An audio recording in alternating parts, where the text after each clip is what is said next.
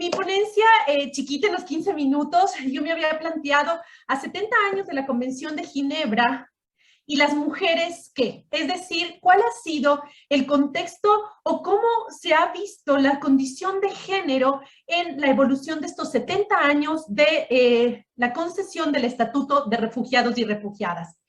En primer lugar, quiero proponerles mi apuesta, la idea que quiero central con la que quiero partir esta pequeña discusión, y es innegable que la protección internacional, que el refugio ha dado pasos agigantados.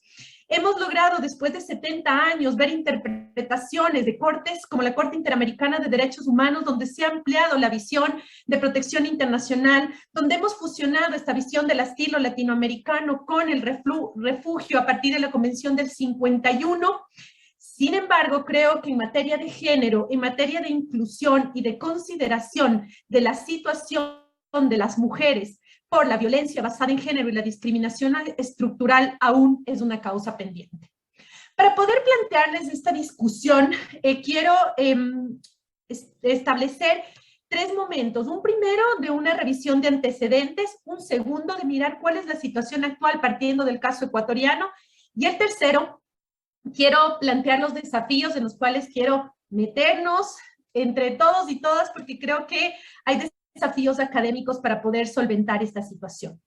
En primer lugar, en cuanto a los antecedentes, no es innegable que al momento que se aprueba la Convención de Ginebra de 1951, la perspectiva de género estaba ausente. Es decir, nosotros sabemos que en 1951, 1967, el tema de una visión de igualdad liberal clásica, es decir, todos somos iguales y por ende refugiado incluye a todos, hombres, mujeres, niños, niñas, adolescentes. Es innegable que esa era la perspectiva vigente al momento de la aprobación de la Convención del 51.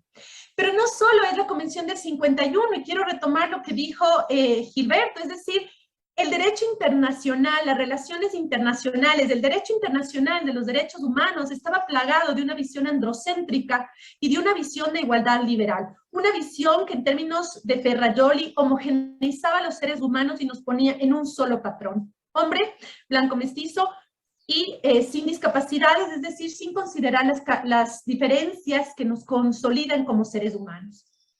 En segundo lugar, está claro también que no se plantea, o más bien dicho, el sistema internacional a partir de la década del 70, 80, cobra mucha fuerza las luchas feministas que se van a plasmar en la convención, en la CEDAW, en la Convención para la Eliminación de todas las formas de discriminación en contra de las mujeres. Entonces vemos dos regímenes en temas de relaciones internacionales, el régimen de refugio y el régimen de mujeres, que calzan dentro del paraguas del derecho internacional de los derechos humanos. Sin embargo, estos dos regímenes, a pesar de que surgen a la par, de que van a proteger la dignidad humana, aún están divorciados. Es decir, creo que hay grandes desafíos para plantear esto. A partir de la creación de la Convención del 51, de la Convención de la CEDAW, entonces empezamos a preguntarnos qué pasa con el tema de género y qué pasa con la situación de las mujeres en procesos de refugio. Entonces nosotros, y la doctrina nos ha dicho, tenemos dos momentos. El primer momento, aquellas situaciones donde las mujeres que han tenido que huir, que han tenido que buscar su seguridad, salvaguardar su dignidad, durante ese proceso de huida son víctimas de violencia. Son víctimas de violencia por parte de sus compañeros, compañeras de viaje en razón de su género, o son víctimas por parte de las autoridades estatales del estado de acogida, del estado al que llegan. Y nos queda la otra situación, y es qué pasa cuando la situación de género, la condición de ser mujeres, es la causal de la persecución. Y que esto realmente no ha sido visibilizado o ha sido visibilizado no de manera tan clara. Frente a esa situación, la academia, la doctrina, nos ha planteado que se han dado tres interpretaciones, o más bien dicho, que ha habido una respuesta. En primer lugar, no hemos tenido normativa internacional que responda a la situación de género. Nos seguimos manteniendo con las causales de persecución establecidas en el artículo 1 de la Convención del 51, pero las respuestas han sido las interpretaciones. Jiménez Sánchez plantea que hay tres tipos de interpretación. La primera interpretación que hizo ACNUR en la década de los 90 sobre el tema de género en la condición de refugio y que ha sido actualizada, se ha ido actualizando permanentemente. La segunda es la interpretación que han hecho organismos regionales, como por ejemplo el Tribunal de Justicia de la Unión Europea, y el tercero es la interpretación, perdón, esa es la interpretación jurisdiccional y la interpretación regional, es decir, cómo las regiones han interpretado el tema de género en la situación de refugio. ¿Qué ha pasado en Ecuador y qué ha pasado en América? Nosotros tenemos una definición ampliada a través de la Declaración de Cartagena, que ustedes la conocen. La Ley Orgánica de Movilidad Humana en nuestro país han incorporado en la definición de persona refugiada la Declaración de Cartagena. Sin embargo, vemos que habiendo tenido la oportunidad en el siglo XXI de pensar la situación de las mujeres en contextos de refugio, el Estado ecuatoriano no lo ha hecho. ¿Qué es lo que tendría que pensar el Estado ecuatoriano y qué es lo que tendríamos que pensar los estados en el proceso de refugio? Creo que también hay que pensar en una interpretación jurisdiccional a partir de las situaciones de cada uno de los estados. Si no tenemos un marco normativo, nos corresponde, o más bien es la jurisprudencia la que va a brindar esta protección ampliada. ¿Cómo debería darse esa protección? Creo que en primer lugar debería pensarse en cuál es la respuesta. Es decir, nosotros cuando miramos, cuando nos enfrentamos a un proceso de solicitud de refugio, se está pensando y se tienen estándares de género, se revisan los estándares de género para mirar si es que esas mujeres han sido víctimas de violencia basada en género durante el proceso de huida o si el género es una causal de persecución y está dando lugar a esa movilización. Creo que aquí es necesario plantear propuestas de prevención, es decir, cómo está la política pública, revisar las normas internas, revisar cuáles son los estándares y las guías y los reglamentos que se plantean para la concesión del Estatuto de Refugiados. Creo además que es súper importante también pensar en el proceso. Y creo que es súper importante, por ejemplo, pensar en la contención psicológica, en el apoyo psicológico al momento de la solicitud de refugio de las mujeres en estos procesos de huida y en estos procesos de persecución.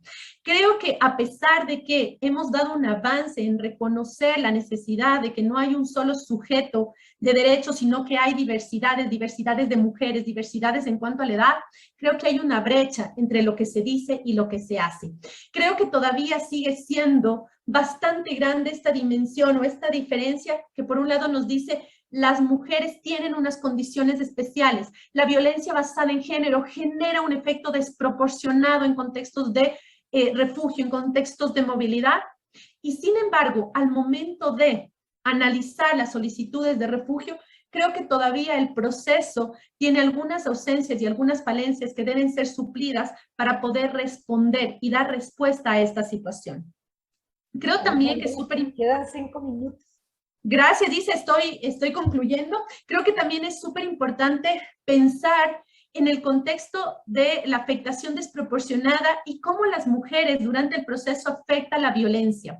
Es súper importante también considerar que desde la definición de 1951, si bien no dice la convención que la persecución debe venir desde el Estado, se ha generado un imaginario donde el persecutor es el Estado. Por ende, cuando hablamos de violencia basada en género, viene esta confusión donde hablamos de una persecución que puede venir desde el ámbito familiar y que va a invisibilizar que hay una causa de persecución por razones de género. Entonces, creo que es súper importante tomar en cuenta estos elementos para plantear los desafíos. Para concluir y con el panorama planteado, yo creo que hay unos desafíos bastante grandes y creo que si hay estos desafíos, creo que es súper importante el rol que jugamos como academia. Creo que es súper importante generar estadísticas, visibilizar la situación y la problemática de género, no hacer un análisis en frío, planteando una norma neutra, porque la convención tiene una norma neutra, pero porque fue elaborada en el 51, pero no es una norma que se quedó congelada, es una norma viva, es una norma que ha dado lugar a interpretaciones como la protección internacional, en la que debemos incorporar la perspectiva de género.